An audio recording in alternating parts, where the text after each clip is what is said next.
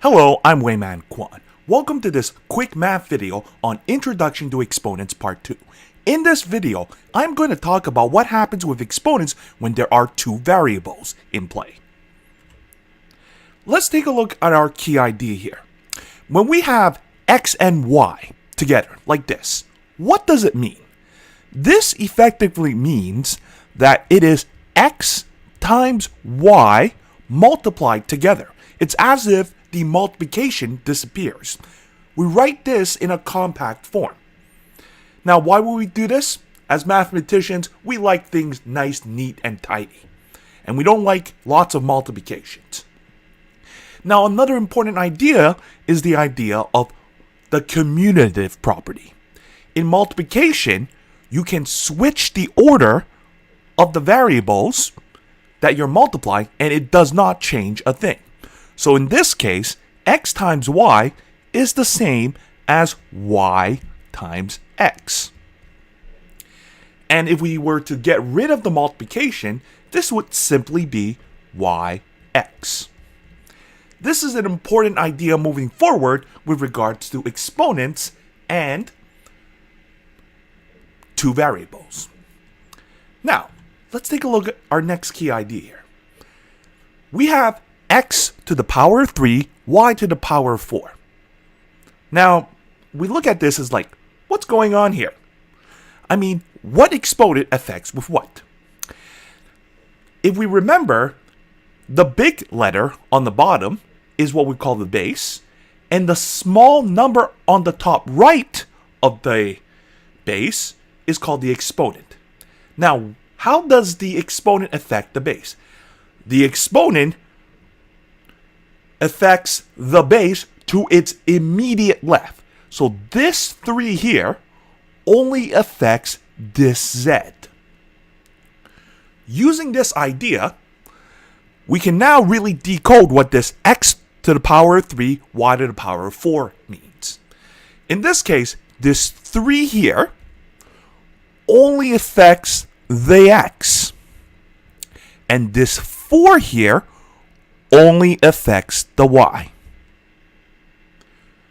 We'll see what are the consequences of this in our next example. First thing, expand x to the 3, y to the 4. That means we want to make this as lots of multiplications. How do we expand this? Well, the first thing is we're going to look at this expression and we're going to identify the base. In this case, we have two bases and two exponents. We have the x here and the y here. We notice that on the x, there is an exponent to the top right, this 3 here. This 3 only affects this x. And while this 4 only affects this y. What does it mean?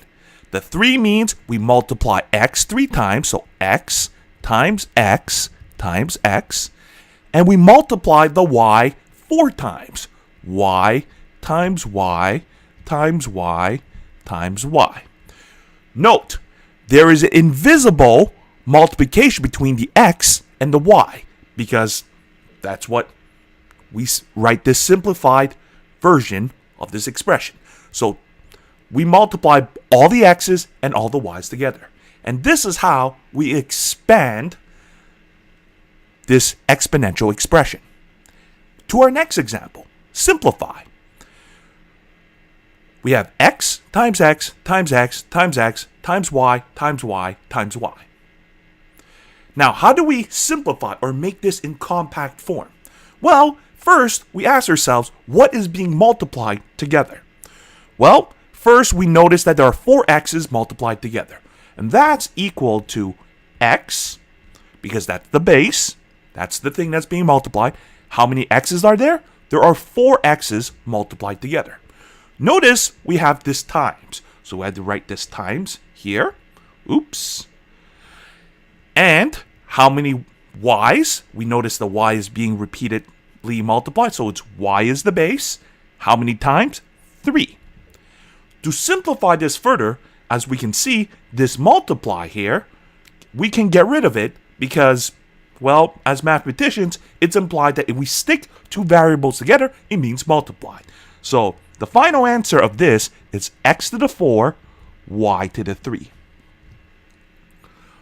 Our final example here is a times b times b times a times a times a times b. How do we simplify this?